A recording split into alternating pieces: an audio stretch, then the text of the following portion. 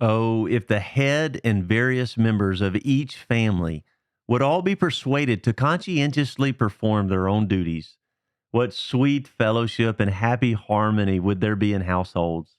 What excellent seminaries or nurseries where plants are grown to be transplanted elsewhere? Would families be to church and nation? It is necessary that good order be first established in families because the family came before all other forms of human society, and we need the family more. Good members of a family will likely become good members of church and nation. If each person will conscientiously and carefully perform his own duty instead of merely pressing others to do theirs, he will discover that Christ's yoke is both light and easy. These are the words of William Gouge writing an extended work in the early 1600s. Welcome to Everyday Reformation, where we seek to take the many truths of God's Word and apply them to all of God's world. From the family and the church to the public square, we believe that Jesus Christ is Lord over all. We need theology that touches everyday life, and we need a reformation that unfolds in the daily grind of life. The whole counsel of Scripture, the whole course of life in and through the local church, to the glory of our triune God. I'm Brandon Scroggins, pastor at Reformation Baptist Church, husband of one, father to five, and many other hats, joined by Nick Carter. Nick, do you do anything? Husband, dad, grandfather, supervisor, faithful local church member, Farmer. farmer, active in the community, just a snippet of a few things. Yes. Nick, this is an important conversation because every year for the last 5 years, we've set aside 6 consecutive Sundays around January, February, March, and we intentionally gather our men together. Not the women, as important as that is, not families, as important as that is. We gather our men, men ranging from their 80s all the way to young boys, 7, 8, 9 years old. And that is a very powerful time in the life of our church. What has that time meant for you and for our church, Nick? For me, yeah, I quite honestly, Pastor, only reason I'm coming for is the steak dinner at the end of it. Week 6 is a Yeah. steak dinner feast. No, that is a great conclusion to this time that we have 6 weeks that we have every first of the year. For the last 3 years, we've been going through William Gouge's book that's been taken and rewritten by Hmm. Scott Brown and Joel Beakey. Uh-huh. Just drew a blank there, and I've initially I did not know what we're getting to because probably most people, my understanding of the Puritans, William Gouge Hmm. being a Puritan, was nothing more than this very straight laced Hmm. group that walked around the streets singing psalms. And suck joys, Yes, and just really just sour face. yes, so that was my understanding, but as we've gone through this, I really enjoyed going through the, series of 3 books, and it's been very enlightening. It's been a very much a gut punch, and it's been a great time of fellowship. So we have given the last 3 years to studying William Gouge. We increasingly love the Puritans, really starting with Martin Lloyd Jones and J.I. Packer many decades ago. The Puritans have been unearthed, and there's no exact time period that scholars agree on for the time period that we're looking at when we speak of the Puritans, but we're talking about those who come in the wake of the 16th century reformers. And they're creating a culture where they're serious about holiness. Contrary to what's normally Mhm. taught, they're serious about joy. They're very serious about both matters of doctrine and faithful Christian practice. And so, at the heartbeat of the Puritan works on the home is William Gouge's book called Domestical Duties. Mm. And as you mentioned, a couple of brothers have taken that book, modernized the language in some ways, restructured a few things just here and there, and created a 3 volume set. Well, this year, Nick, we've come to the end of the third Mhm. volume with our men. So we thought that it would be important to sit down and talk about this. I'm so thankful for Reformation Heritage, for Chapel Library, Banner of Truth, a lot of people that are unearthing the Puritans. Such an important source of wisdom for us to mine because so much has been worked out through their writings, and it's so rich. But let's be honest, Nick, the Puritans aren't the Yeah. easiest people to read, are they? No, I'm very thankful for the work that Scott and Joel did. 'Cause, even modern language, the verbiage and it is very difficult to follow at times, and, but other times it reads very clearly. As I'm sitting here thinking, I think what this, book has done, this series of books, is make Puritans great again. Yeah, there you go. So it's been a wonderful time. And you know what's funny is they say that they're writing very simply for the lowest level, and you're thinking, "Wow, how far have we fallen?" Yeah, we've talked about their services and what church looked like for them, going for several hours or nearly an entire day in previous podcasts. So, Yeah, yeah, they were very holy, very just they truly different different look from what we see today. they're very committed to holiness and Amen. working it out in every aspect of life. Very, very, more challenging to read, but worth the depths of getting past quick TikTok videos, quick Facebook reels, and Instagram memes, and really trying to sustain a rational thought and study. So, Nick, what are some reflections about our men's study? You've been a part of every one, I believe, for the last 5 years. This has been a very pivotal time for our men to get together. Well, we see that for me and what I've seen is that the church needs a strong group of men. The Lord put us leaders of the homes and leaders in many ways, and this has been a wonderful time for us to come together as men to fellowship and then share our stories, share our heartache, share our failures, and it's not just. And we see a diverse age group of men who are in this, from the older generation and down all the way to the very youngest of fathers, and then some of the fathers have brought their young teenage kids and their children as well, boys, and it has been a very fruitful discussion throughout this whole series of three books, but in general during our men's study, and I think it is we've watched the fruit of those discussions and as of those stories being shared manifest itself in this church that we have now here at RBC. It's been a um, wonderful thing to watch and be part of as well. So, we want to give some reflections from this 3 year study, but especially the third volume. The set is called Building a Godly Home. The first volume is on setting a vision for holy home life, the second volume on marriage, the third volume on parenting and children. And it's an exposition of Ephesians 5 and the beginning of chapter 6, and then lots of applications. So, Gouge is writing in the early 1600s. And isn't it amazing, Nick, writing that long ago, just how Mhm. relevant it is? Just a Yeah. few things that we pulled out through our discussion with our men on Sunday evenings and through reading through this book.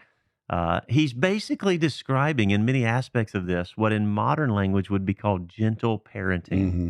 Gentle parenting, this idea that a parent should not give corrective discipline, much less spank their children.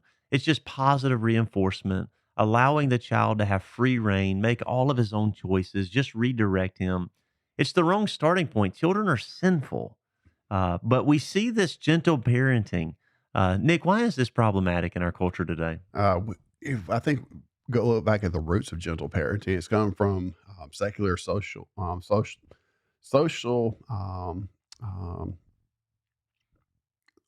our therapists and Hmm. Yeah. psychiatrists and everything else, and how well has that worked? Yes. And Secular psychology. we've applied it to our way our police manage the lawfare, but it has not worked out. In Hmm. my personal experience, I was guilty of it as well in a lot of ways, and I thought we were doing a lot of things right. But I've watched as families and friends who allow little Johnny to um, misbehave, Hmm. and I like the way Gooch puts in the book later in the book where children are much like little young tender limbs where they can be formed Hmm. and transformed at an early age, but Hmm. as they continue to grow and grow in structure or in strength and become more rigid as they move into the teenage years, and then we try to use uh, disciplinary actions at that point where they're more rigid and they've already built that culture into them, that Hmm. personality.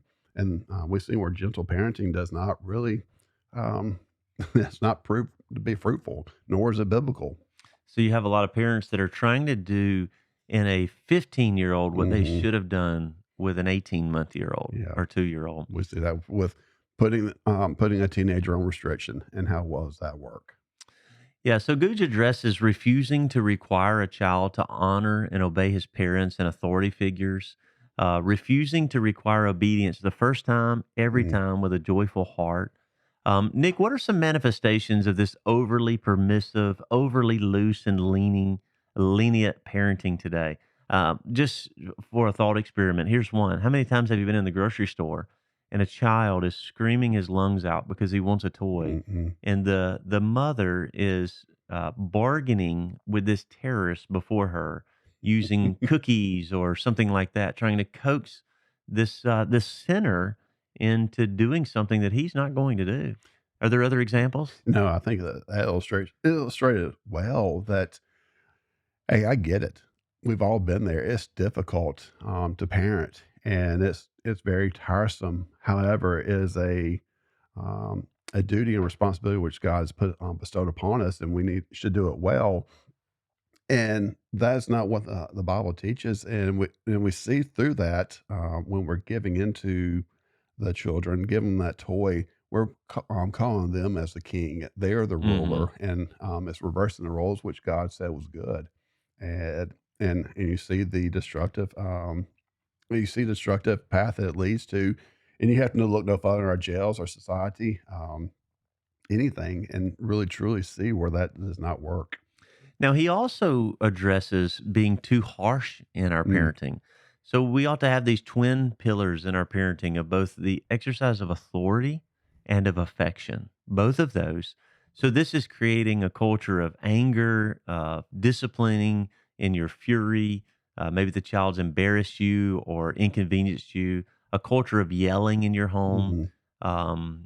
So being too harsh, why is this problematic? Being harsh in general.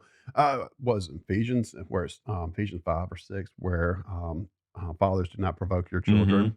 Hmm. Um, right Yeah, there is giving us very a clear. mandate. It doesn't mix words to it, but what does that do? Is that the way Christ treats us? Is that the way He shows His love to us? No, He can show love through discipline in very different ways, but just over harshness is not showing, it's not displaying Christ's love. It's not displaying who Christ is to the church, to the Mhm. family as well. Yeah, and I've noticed what will end up happening oftentimes is harsh parenting will either create bullies out of children. They Hmm. begin to think that whoever has the biggest arm, the biggest stick, can beat down the people that are under them, or it'll completely shatter their spirit and Hmm. make them live as if they're walking on eggshells. One more, Nick. He also addresses being too inconsistent in our parenting. Mm. So we've not clearly communicated the standards and expectations, and then we're not consistently applying them. Parenting is hard. We get tired. Yeah. Why is this problematic to be too inconsistent in our parenting? To use a sports term, if you continue to move the goal line, Yeah, does the child know where that goal line is? it's confusing. And so we have to continue to be consistent in our word, be know where that goal is, and continue to display that to the children and our children. And as I go back to, I know it's a very tiresome. And sometimes you just don't want to parent, but Yeah. I hear that a lot of times. But it is God's blessing, and you only have your children for 18 years roughly, Hmm. and um, those 18 years are extremely important part of their life before you no longer have authority over them. And we need to continue make sure we are instilling solid biblical mandates and goals for them as well. Well, let's frame the rest of this discussion the way William Gouge does his book. Let's look at the duties of children to their parents Mm. and then the duties of parents to their children. So let's start with the duties of children to their parents. Ephesians 6 says, "Children, obey your parents in the Lord, for this is right. Honor your father and mother. This is the first commandment with a promise, that it may go well with you, and that you may live long in the land. So then we'll look next at fathers. Do not provoke your children to anger, but bring them up in the discipline and instruction of the Lord. So children have duties to their parents, and children are submitting as sinners to imperfect parents, Mm, just as imperfect parents submit to imperfect pastors, and imperfect citizens submit to imperfect civil magistrates. But God has given authority as a good thing. Uh, Children need to learn from their earliest years that they are an agent under authority, and this is being exercised from good and godly parents for their good. So I'll talk through younger children, and then I'll mhm, have you talk through older children. Younger children, uh, it's very clear they are to learn to do what they're told, when they're told, with a joyful attitude as unto the Lord. Gooch talks a lot about them giving reverence and respect and honor to their parents. And he lists some points. He says that younger children should be told and taught to listen to their counsel, to bear with and cover their weaknesses, not broadcast them, like we see with one of Noah's children. Children should not overtalk their parents. They should hold them in high esteem and be quick to obey them, be quick to speak well of them, not quick to speak of their faults. They should not use disrespectful body language or words or actions. And then when they don't get the answer that they would like or think is right, they can respectfully appeal that. Gooch talks about not stealing from their parents. So here's what I find, Nick. mm, Oftentimes, when we're not getting the results that we want in our parenting of younger children, it's either because we're not being consistent enough in the discipline, mhm, we're not disciplining in love, we're not disciplining immediately, we're postponing it, or we're simply not enduring long enough in the discipline. It takes time and years. Or maybe we're not being appropriately painful in the discipline. There should be a measure of appropriately of pain. But then he goes to older children. Older children don't obey their parents, but they are to honor them. mm. So, what are some ways in which older children should honor their parents? Speaking personally, as I have children who are no longer in the home, no longer under my authority, it's my role to continue to provide good, solid counsel to them, to disciple them and lead and guide them because they no longer have to obey me, but they are still, we're still, even myself, I still have a living mother. Even to my father who was walking through dementia and Alzheimer's, it was very difficult for me to, at times, if you've been around a adult with Alzheimer's, there are a lot of things that comes out of their mouths which Yeah. are not honoring, but it's still I was still called to that, the last days of my dad's life to honor him in everything I did, and, it's challenging, but those are, what the roles become, and, what next, also I see to respecting their estate. Mhm. What does that look like? And for me, it was, honoring my father, my parents, and what they had, their estate that they had, maintaining and then also, kinda keeping that legacy moving along. Mhm. Another that bullet point we have here is caring for the, your parents in the older age. How often do our secular society feel, or you gotta look no farther than nursing homes, and there's situations I can understand that, but we're called to as parent or as children to care for our Mhm. parents in their older age, and is just like parenting young children when they're in their infancy and raising them. It's a chore. It's very tiresome, but the blessings that are received from it, of fulfilling Christ's design, Christ's word of taking care of our parents. I mean, there's no way to replace that. And Mhm. that's been a true blessing in my life. Another, we're talking about respectful funerals Mhm. and what that looks like, and ensuring there's a proper funeral for our parents. Mhm. And those are, as I said, me and my wife have experience with my father, and it is a challenging season, but there's certain wishes that we should honor there. Mhm. as long as we're not breaking Christ's word Mhm. on it. Yeah. Yeah, so many things that Gouge points out. So even older children should consider the counsel of their parents, respect their estate, their Hmm. property, not being quick to push them out of their property or certainly take anything from them in any Hmm. way, caring for them in their older age. Nick, you and Ashley have done such a wonderful, faithful example of this. And this is not the mindset of our culture. We No. want to disregard the older, the elderly, those who cannot immediately benefit us, get them out of our way when they begin to inconvenience us. And it's not what Scripture teaches, and it's not No. honoring. No, it's putting self first. And I'm going to step on a lot of toes there, I'm sure, Hmm. but um, that is you have to set self aside and know what from what my seed is and what I have to remind myself is that my parents gave up a lot. They could have been Hmm. selfish and just pushed me aside and not raised me, but they took time. They raised me as well as they knew Hmm. biblically, and it is my responsibility and my honor to turn around and repay them Hmm. and give them back the same thing that they bestowed upon me for so many years. That's the same argument Gouge makes. He says that it's a debt of love. It's a Hmm. debt that's owed because of all that they have done for the for most of your life, but Yeah. especially the younger years of your life when you're most vulnerable. All right, let's shift gears. Now, what about the duties of parents to their children?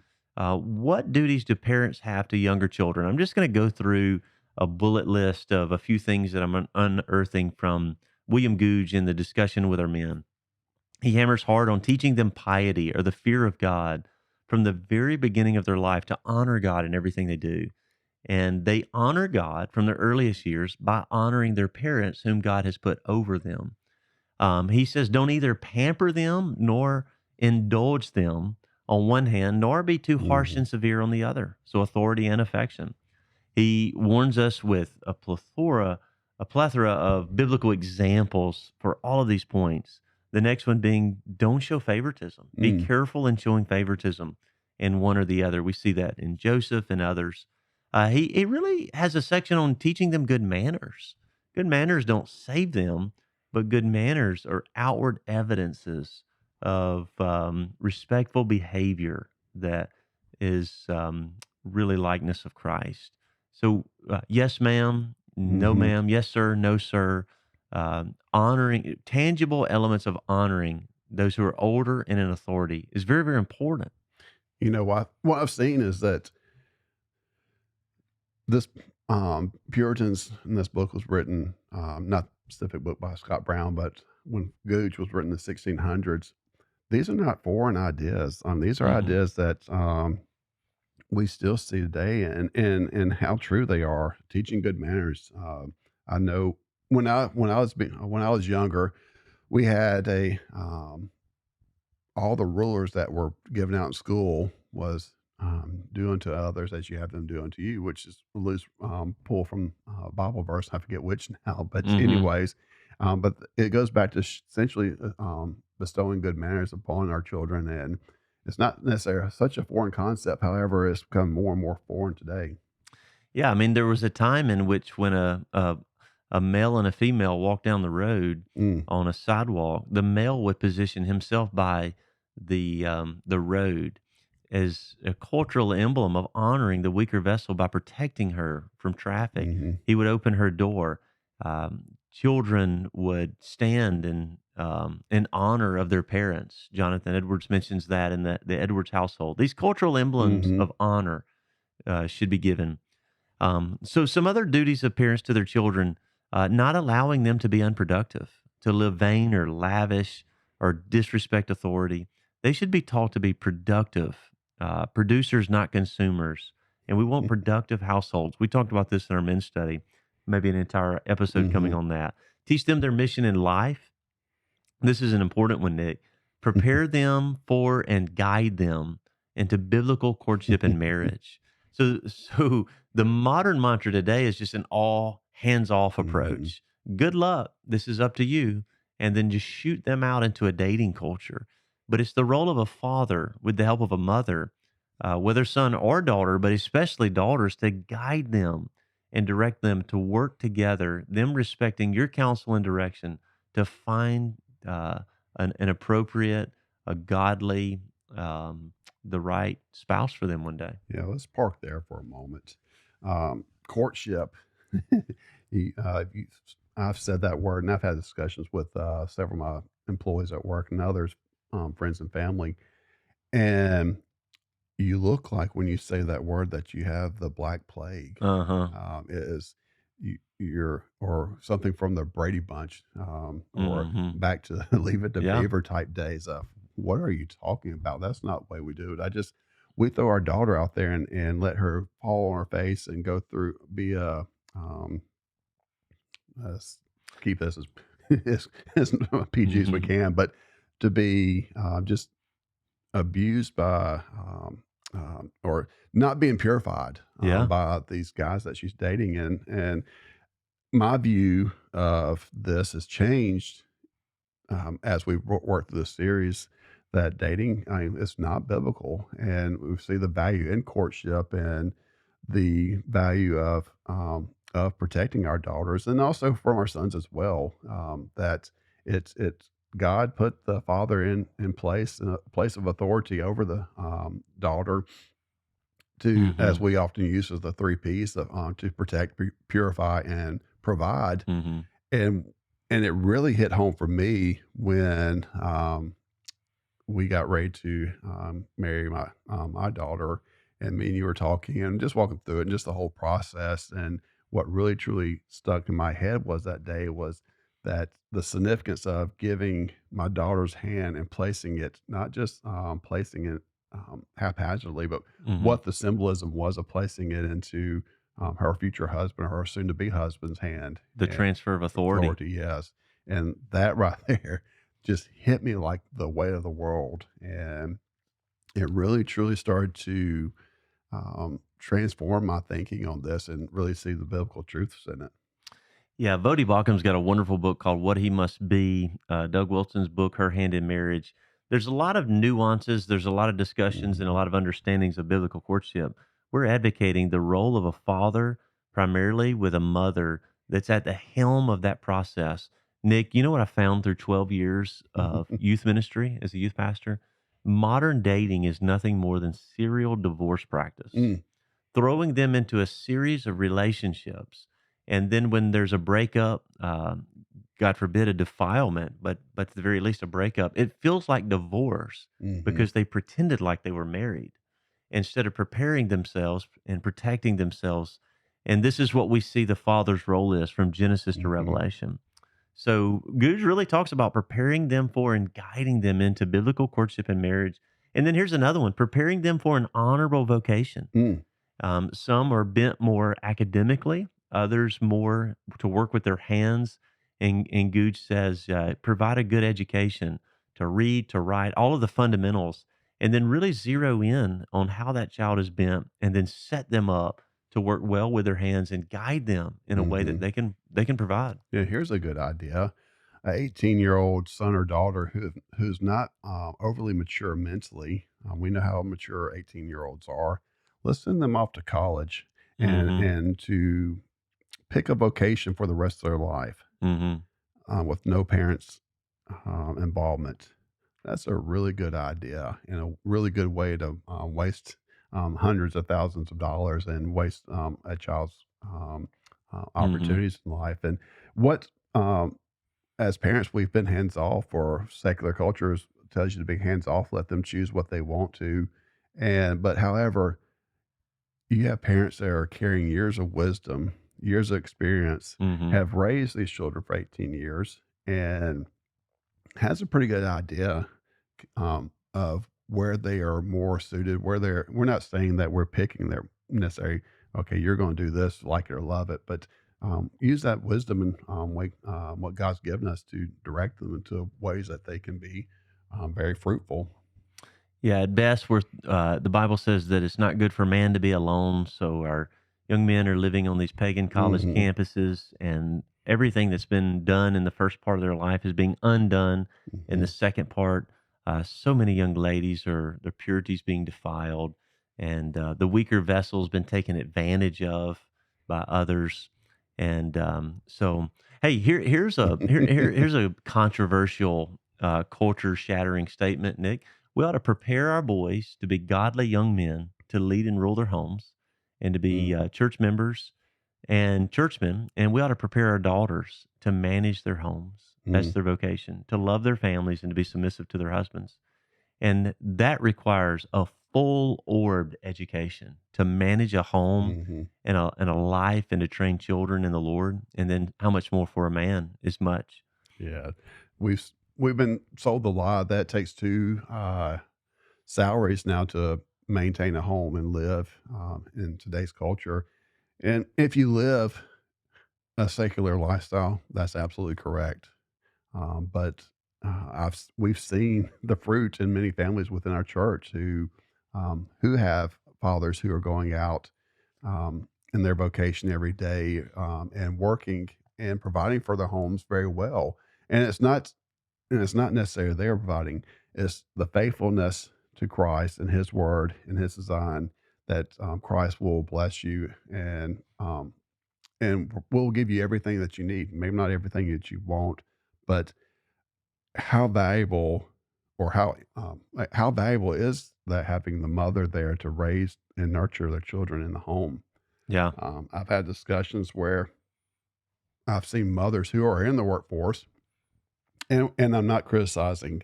I think this is a discussion that needs to continue to happen in households and continue to inform and see the error in the way, but they will complain about their children do not mind them. Hmm. And kind of going back to the first part of the discussion, and the discussion is simple, or the point is this: you're leaving your household early in the morning, taking your child who you've only been awake for maybe 30 minutes, an hour at most. You fought with them to get dressed, get their hair combed, to find some food or eat all their cereal.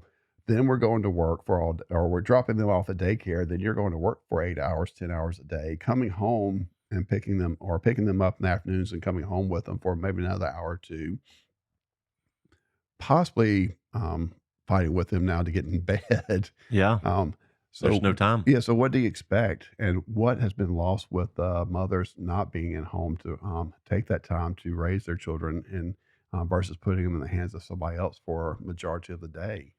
Um, And as it pertains to a vocation, if Gouge were writing today, I think he would exhort us to stop allowing our children to spend inordinate amounts of time binging on social mm, media and YouTube, and mhm, spend exorbitant amounts of time on the ball field, and begin to learn every skill that you can possibly mhm, learn under yeah, your parents, and every skill under the sun, to be as amen, prepared as possible. And there were so many skills that I learned, and I'm thankful for my parents. But I spent so much time on the ball field, and God taught me a lot through that. There was discipline, yeah. there was respect. But you know what I often say today, Nick, and I know that you don't. But if you need to know how to hold a stick over a plate and hit a small little ball, like if there's any point in time at your job, your life, your marriage, where it comes up where someone's like, "Hey, I'd like for you to hit this little thing with a stick," I'm your guy. But if you need many other things, Yeah, I know as a former ball player, you would maybe say some similar things. yes, definitely so. Few other things real quickly. Gooch says, parents to younger children seek to leave a helpful, honorable inheritance to them, not a spiritual Mm, inheritance. Teach them to know and love Jesus Christ, to fear God and everything, but a tangible physical inheritance, so they don't have to start over. And teach them how to steward that. Seek to resolve conflicts, debt, and problems in their estate. Make a will. Don't mm, leave them with a massive mess after you leave this earth. And then to older children, continue to invest and provide counsel in a respectful way. Nick, finally, I want to close with this. Many fathers and mothers, especially, but even children, live long with regrets about their past failures in their duties. And there are consequences for this. What might you say to a person who's languishing in regret and guilt over their failures in their own family role, and now they believe it to be too late, and they're wallowing in guilt and regret? Hmm. That's a very good question. It's one I've heard, the answer to numerous times or, the see the men talk about it, and also even myself. This going through these series of, these 3 books, it's been many times I felt like I've been in a fight with Mike Tyson. It's just been gut punch after gut punch after gut punch, and ways which I failed or missed the, opportunities that were given to me earlier, in my life, my children's life as well, and it even into my marriage, going back to the, previous books.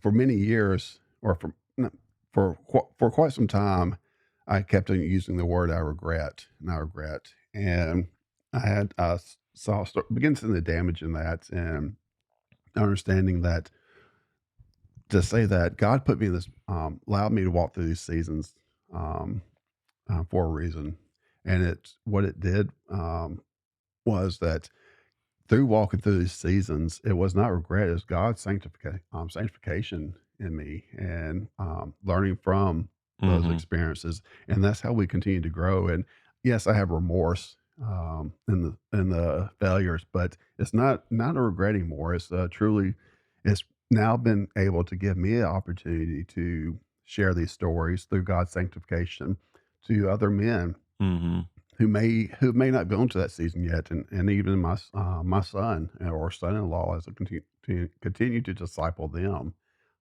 These are opportunities where I think Christ can turn around and use that, and it shouldn't be looked at as a regret, but As an as opportunity. yes, To someone who says, "I've wasted so much, what do I do?" mm, My first counsel is don't waste any more of it. yeah, Don't waste any more of your time. And second, don't waste your sorrows. Leverage them as a blessing to minister to other people, to exhort and encourage them. Nick, as we wrap up, any final thoughts or takeaways from our conversation today, from our 6 week study we've done with our men, from William Gouge, from the last 5 years of probably 10 different books we've read through? no. Looking back through these this series of books, the group, the men's group in general, it's been a very edifying, very uh, time of growth for me. And as when we're when we first went in, I said we're going to start reading through the Puritans. Hmm. I'm like, what are we Uh doing huh. here? Uh huh. But now going back, I'm glad, very thankful for it, and it's been a very uplifting, very, as I said, edifying time in my life. And what it's also done is, as I said earlier, I've built relationship with men here at different level where there are stories that have been revealed that we don't hear every day, Hmm. and it's allowing that, just to break down the walls and see the, other men in the church that share the same stories, and there's a point, of commonality there, and really and truly, one of the greatest things I've enjoyed, um, through all this is that the integration now of singing hymns, Hmm. especially coming down to that last meeting where, we sing each week, but Hmm. that last week we were Yeah. really singing, just strong, bold, manly hymns, and that's been a truly a blessing. And to have in this this group men from 8-year-old boys to 80-year-old men, Mhm. there's so much to learn. Amen. Let's conclude with a call to action and some recommended resources. I want to encourage you, our listeners, get the 3 volumes of William Gouge, Building a Godly Home. Work through them again and again. I've read through them multiple times and get something new every time. Read through them slowly and prayerfully. The large work, The Theology of the Family, put together by dear friends of mine, Pastor Scott Brown, Pastor Jeff Pollard. It's a large book that you can work through slowly, or you can use it as a reference guide for many important topics from the Puritans. It's a wonderful, wonderful book. I think they just put a new edition out, Theology of the Family. Gather your family together this week, whatever that looks like for you. And here's a closing challenge: go around and thank God, one person at a time in your family, Mm. for one evidence of grace that you see in one another, and then give one challenge for continued growth in a specific area of your own Christian faithfulness. One area of the evidences of God's grace, one challenge. We do that in our family. It's a blessing. If you found today's podcast episode thought provoking, make sure to like, share, and subscribe to the podcast. Leave us a comment or a question. What did you learn today that challenged you, that you didn't know? What did you learn or want to hear more about on this topic? You can also reach out with suggestions for future episodes. We always enjoy hearing from our listeners. Thanks for tuning in to Everyday Reformation. Until next time, keep reforming your mind, your family, and your world through the truth of God's word. And with that, may we be the church reformed and always being reformed according to Scripture.